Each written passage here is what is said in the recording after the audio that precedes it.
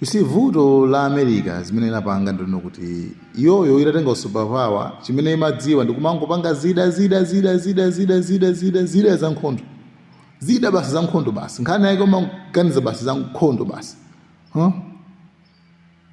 Komanso inapanga invest kwambiri kupanga brainwash. Tikamati brainwash ndi kuti kuwapatsa anthu maganizo kuti aziganiza chonchi. Kwatsogolera kuti aziganiza chonchi. Brainwashing ndi amayitha bwino kwambiri. Ma Americans na brainwashing amayitha kwambiri. That's why mupeza kuti ku America anthu oti alibe manyumba timachitira ma homeless anamagona mmese wacha alipo ambiri ndithu. Anthu sikuti savutika sikuti kulibe madera ovutika. Madera ovutika alipo. Komano munthu akampanga movie ngati filimu ndi amaletsa kuti azikonda kuonesa ngati mavuto chanchana ayi. Komanso muzaone movie ina iliyonse ya ku America muzapeza zinthu ziwiri. It's either akukalimbana ndi anthu kumayiko achiluya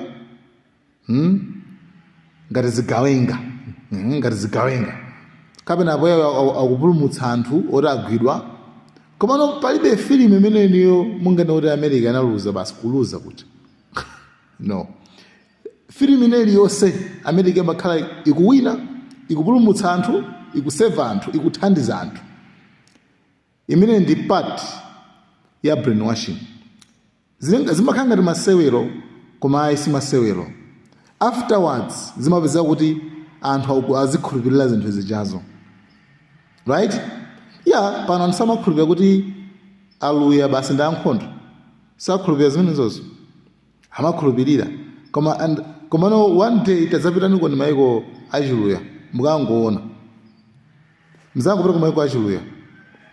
Remember kuti Dubai ndi dziko la chiluya. Qatar ndi dziko la chiluya. Right? Muzangopita mukuona kuti no. Kulibe zinthu ngati zimenezozo. Ngati kumalowa nkhondo. Mukazapeza mayiko achiluya kuti kwalowa nkhondo. Nkhondo yake source amene amayambitsa amakhala omwewo. Amakhala omwewo. Ndi amene amakhala akupanga fund timagulu tachifamba. Ndi part of brainwashing. Like kwapanga brainwash wanthu kuti aziganiza chimene iwo akufuna kuti iweyo tufuna uziganiza mmene ife tikufunira. That's why panapano maganizo kuti ma America ndi 1 2 aluya ndi anthu oti basi ndi ankhondo. Ndiye muone ku Africa anayipanga bwanji mmafilimu samaonetsa masiti zokungola kwambiri ngati ku Nigeria chani masiti zoti South Africa ija saonetsa masiti okungola oti amene amangidwa bwino samaonetsa masiti zanaji. Akamaonetsa mmafilimu machani amaonetsa kutchire, amaonetsa anthu akufa ndi njala, amaonetsa anthu akutani. Muone? That's why anthu ena akabwera ku Africa amati kuti ku Africa nkochonchi. Ndi ma movies, yes, ndi mafilimu komano mmakhala lesson, mmakhala uthenga amene mujamo. Right? Ndeno iwo aja zisuzo anazigawa kanazipaka classify. Ma Arabs azooneka ankhondo, anthu aku Africa azooneka usauka kuti iwo azokwanisa kubwera kumatenga zimene angamatengeza kumapita. Komanso iwo azooneka ngati kuti ndi olemera, komanso nthaka yawo ndi land of opportunities ngati kumina kwawo ndi ku paradise. Kumwamba. Ndeno that's it. Nde panopa anyway zaoneka zoti achedwa kwambiri. For China yapita kale China mpaka yamba kuti nsatu makampani nkhani ambiri I think alongoswa uyu anali ku China konko amene blaza man amene you black Chinese teacher. Tonse tamvapo anthu akunena kuti China ndi global factory, the factory of the world. Kuti China ndi imene imapanga zinthu for dziko lonse lapansi. And tonse every day we use chinthu chonena kuti made in China. Kuyambira mafoni, zovala, sapato, made in China. Koma madziwa kuti China ija sinali number 1 manufacturing yayi. Industrial output nene kuti kupanga zinthu ma industries number 1 inali America inali number 1 ndipo China inaidutsa America chaka cha 2010. For the first time China manufacturing yake inadutsa pa America chaka cha 2010, 15 years ago. And ever since China yakhala ikungopanga be rice. Padakali panopa China's manufacturing output ili pa 30% global rate, 30% Chinese manufacturing output. America padakali pano manufacturing output yake ili almost half ya China. So America ili pafupi 16%. Kumano pakati patamva Trump ndi America akunena kuti bring back jobs to America. We want makampanies achina iPhone abwerere azapanga zinthu ku America. Ndicho lingo choti imenye mimba China. Americans anazizimuka kwambiri kuti amatsalira chifukwa cha COVID wa 2020. COVID ujala chitika, Americans anazindikira kuti alibe mamaski, alibe ma ventilators, alibe zinthu zokwanira za mzipatala. Monena kuti boma la America linalamula makampani opanga magalimoto, makampani opanga zinthu zina kuti asiyeka zinthu zimene amapangazo ayambe kupanga ma ventilators, zinthu zothandiza ma patient kupuma mzipatala. Zimene zinthu zinachitika 2020. Chifukwa chonena kuti COVID uchata amenyato kwambiri amapanga affect kapumidwe mapafu ndi ma patient ambiri mzipatala muja amafunika machine owathandiza kupuma. Machine amene amachedwa ma ventilators. Ma ventilators yo amapangidwa ku China.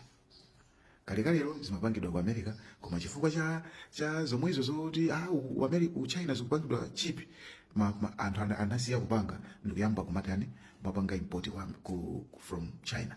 Anyway, chokera 2020 Americans anayamba no politicians anayamba akula kusalira. Apa tisamangopanga posida za nkhondo yayi. Tiyambeso manufacturing tizipanga zinthu zofunikira. Ndi anayambaso. Ndi apa Trump wakhala akulimbikitsa makampani ngati cha iPhone, Apple kuti ayambe kupangira zinthu zawo abwerere ku America. Ndizipeze chitika zonena kuti leroli iPhone ija malo mochoka ku China ukayamba kupanga ku America apita ku India. Moti padakali panopa mafoni 4 aliwonse iPhone imodzi ikupangidwa ku India. Ndiye kumafusa kuti chifukwa chani nangasa kupita ku America. Ambiri tiganizira kunena kuti yayi reason yaikulu ndi cheap labor. Cheap labor zinthu zochipa, ma salaries ku China kundo chipa, ku India kundo chipa. Komatu chinthu chimene chikupangisa kuti makampaniwa akhalebe ku China. Kumayambiriroko zinali zimene zoti labor yochipa. Koma padakali panopa sinkhani ya labor yochipa so yayi. Padakali panopa ndi kuchuluka kwa anthu okhala ndi ma skilled labor. Okay? Chifukwa tikanena kuti labor yochipa, iPhone ilo atha kungobwera ku Africa tomazapanga ku Africa kuno. Ku Africa kuno kuti kumatilipira $1 per hour anthu tilandirako. Ni maluzi amene akumenya. Amwene 1 hour zikupasa 3,000 kwacha. Anthu tilandirako. Komano nkhani siya cheap labor yayi. Nkhani ndi ya skilled yake ikubwera bwanji. Kupanga mafoni, kupanga zinthu za engineering, kupanga zinthu za technology. Mukufunika anthu ophunzira bwino ku nkhani ya engineering, ku nkhani ya maths, ku nkhani ya technology. Ndi China ili ndi ma graduates ochuluka chaka ndi chaka, ma bachelor's degree oti apanga makosi yawo a engineering, apanga makosi yawo a computer science, apanga makosi yawo za technologies. Ali nawo ambiri.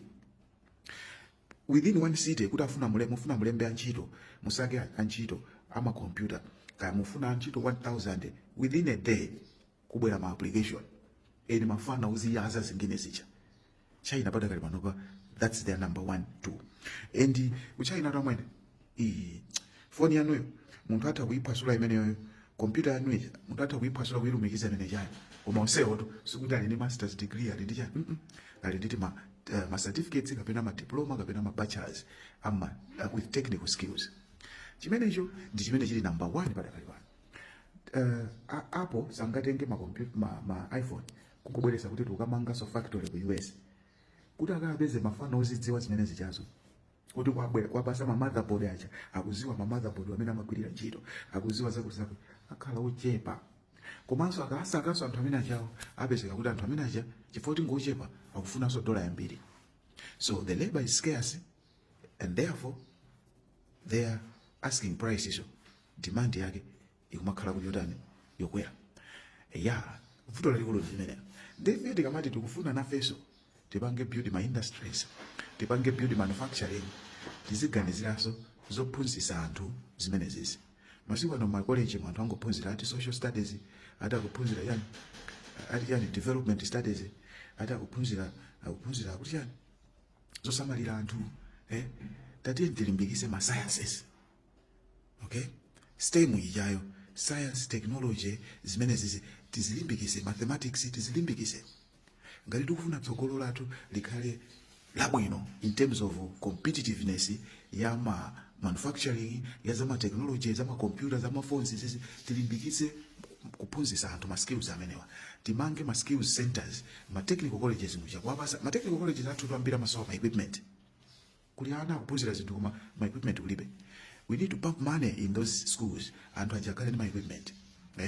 Mafoni wa fanzizia masula konkono, kujudula konkono. Ndetsi kulina muzane nano kuti tufuna tizipanga mafoni ndiye kampani ngati ya China ija Redmi uja atakubwera ndikuona ndi ma skills amene ali kuno ndikuyika plant anthu ndikuyamba kumapanga.